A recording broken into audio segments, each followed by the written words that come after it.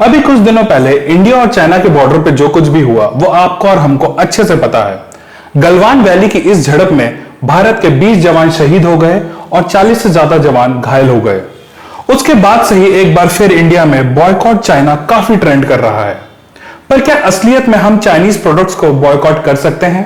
नमस्कार दोस्तों, मेरा नाम है विनीत, आप देख रहे हैं फैटी फैक्ट्स। चलिए शुरू करते हैं। अरे कॉपी मत कर। ओके, चाइना जो कि ना सिर्फ भारत में बल्कि वर्ल्ड के सारे मेजर मार्केट जैसे ऑटोमोबाइल, स्मार्टफोन, मैन्युफैक्चरिंग में डायरेक्टली और इनडायरेक्टली रूल करता है। अगर हम इंडिया की बात करें तो यहां के स्मार्टफोन इंडस्ट्री में चाइना का हिस्सा 72% है।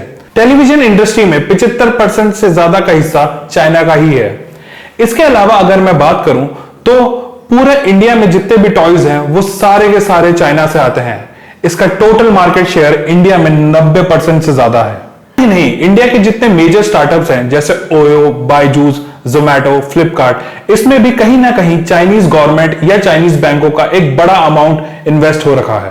तक कि हम जो सुबह ब्रश यूज करते हैं अपने दांतों को साफ करने के लिए, वो भी कहीं ना कहीं मेड इन चाइना ही होता है। अब क्वेश्चन ये उठता है कि क्या इंडियन गवर्नमेंट चाइनीज प्रोडक्ट्स और सर्विसेज पे बैन लगा सकती है? इसका सीधा आंसर है नो, नहीं, ऐसा बिल्कुल नहीं हो सकता। भारत किसी भी देश के इंपोर्ट को या अन्य सर्विसेज को बैन नहीं कर सकता। इसका मुख्य कारण है WTO, वर्ल्ड ट्रेड ऑर्गेनाइजेशन। इसके नियमों के अनुसार कोई भी देश की सरकार इंपोर्ट बंद नहीं कर सकती। अगर ऐसा हुआ तो चाइना भी इंडिया के व्यापार को जरूर रोकेगा और ग्लोबलाइजेशन ही खत्म हो जाएगा। ना ही हम ज्यादा इंपोर्ट ड्यूटी लगा सकते हैं क्योंकि ये भी WTO के रूल्स के अगेंस्ट में है। कैसे करें?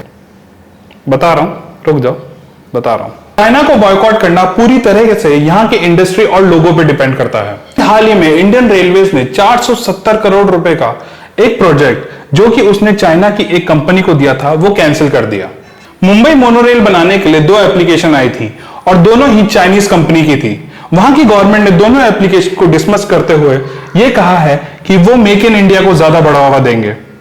इसके अलावा कई ऑर्गेनाइजेशन ऐसी हैं जो कि सामने आई हैं ये कहते हुए कि अब हम चाइनीज प्रोडक्ट और सर्विसेज को बिल्कुल यूज नहीं करेंगे।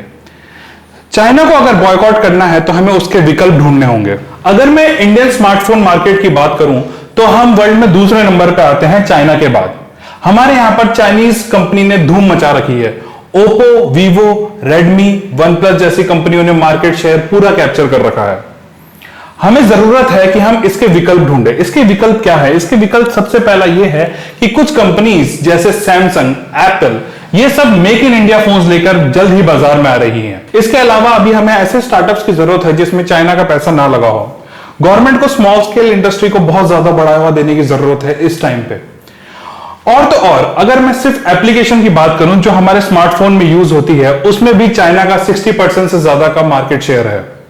अभी हाल ही में 17 जून को इंडियन एजेंसीज ने इंडियन गवर्नमेंट को एक ऐसी लिस्ट भेजी थी जिसमें 52 एप्स थी जो कि चाइना से लिंक थी। ये एप्स कहीं ना कहीं इंडियन यूजर्स का डेटा चाइनीज गवर्नमेंट या वहां की सिक्योरिटी एजेंसीज को ट्रांसफर कर रही हैं। डिस्क्रिप्शन में मैं आपको ये सारी की सारी एप्स के नेम लिख दूंगा ताकि आप जल्दी से जल्दी उनको अनइंस्टॉल करें। लिखने का मेरा तो सिर्फ बोल ठीक है। कमेंट्स में लिख के हमें जरूर बताएं कि हम और किस किस वे से चाइना को बॉयकॉट कर सकते हैं, क्योंकि हमें इतने ही मिले थे। चैनल पे नए हैं तो सब्सक्राइब करें और बेल आइकन का बटन जरूर दबा देना। मिलते हैं अगली वीडियो में। क्या बोल रहे थे तुम तेज जी? बहुत जवान निकल रही है तुम्हारी, क्या बोल रहे थे? बंद करो।